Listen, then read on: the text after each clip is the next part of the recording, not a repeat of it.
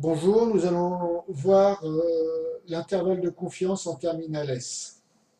Alors, à quoi ça sert un intervalle de confiance? Ça sert à faire une estimation, c'est-à-dire qu'on prend un échantillon, on détermine un échantillon représentatif d'une situation qu'on veut observer, on détermine une fréquence, et après,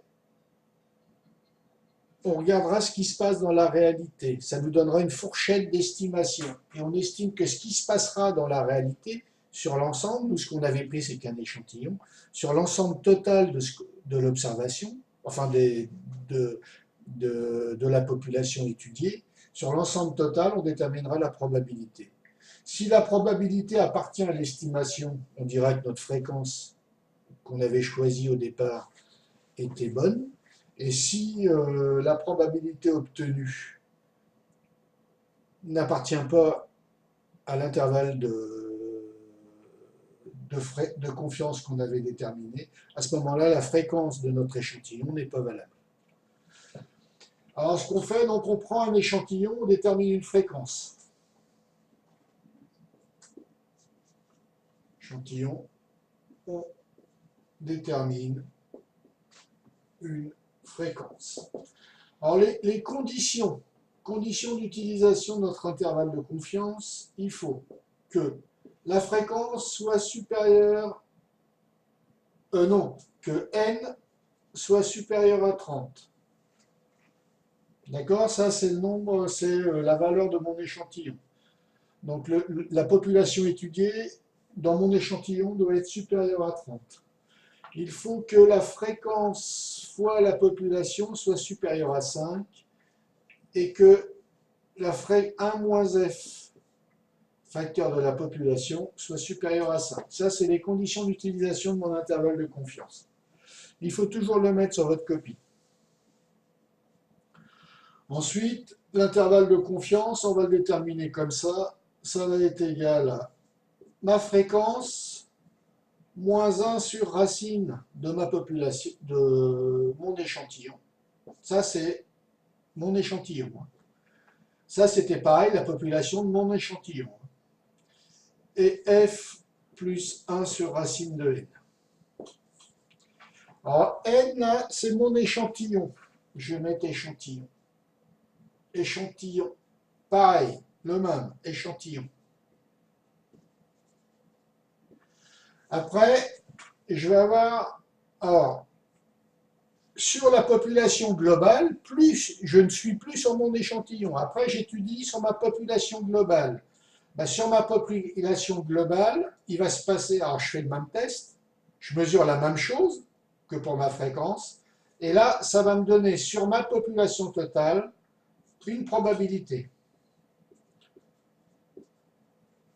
Population totale.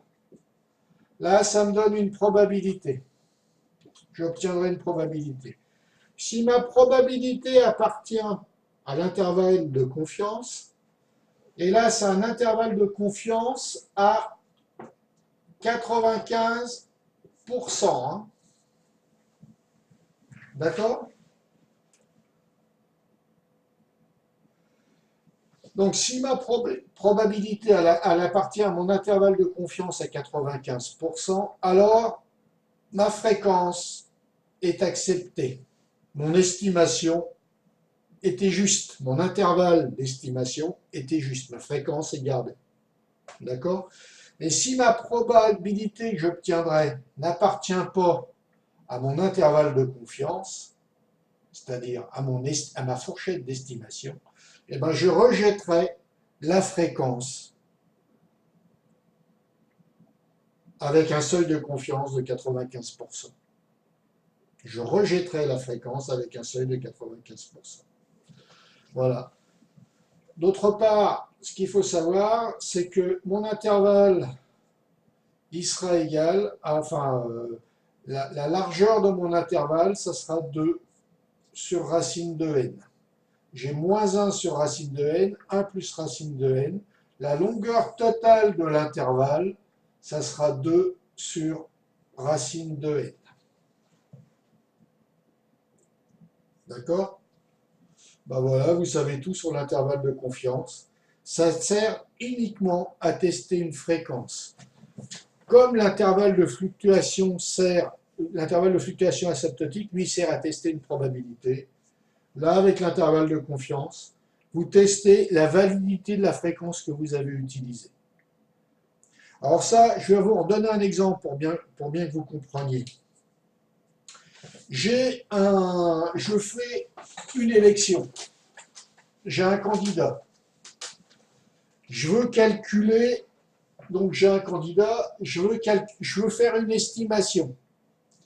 Je vais prendre un échantillon de la population, un échantillon, ce qui va me donner une fréquence. D'accord? La fréquence, je vais en déterminer l'intervalle de confiance à 95%. D'accord? Cet intervalle de confiance, c'est un intervalle d'estimation. Donc ça va me permettre de dire, voilà, mon intervalle de confiance, entre telle et telle valeur, voilà la fourchette de ce qu'il peut avoir comme résultat de vote. Et puis après, on fait le vote. Le vote, c'est sur la population entière. Et sur la population entière, ça donne une probabilité. D'accord? La probabilité, c'est le pourcentage qu'il a eu aux élections. Si mon pourcentage de réussite, enfin mon pourcentage de vote qu'il a eu aux élections appartient à l'intervalle, je garde la fréquence, je la garde, elle est bonne, elle est considérée comme bonne. Donc mon intervalle d'estimation, ma fourchette d'estimation est considérée comme bonne. Si la probabilité n'appartient pas à mon intervalle de confiance, la fréquence est rejetée, d'accord, au seuil de confiance de 95%. Voilà comment ça marche.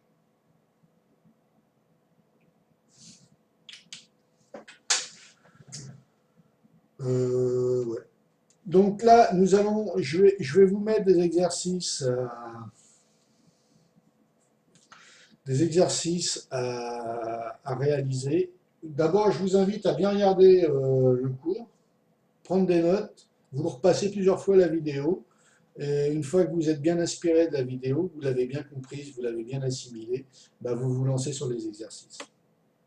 Bonne journée, travaillez bien.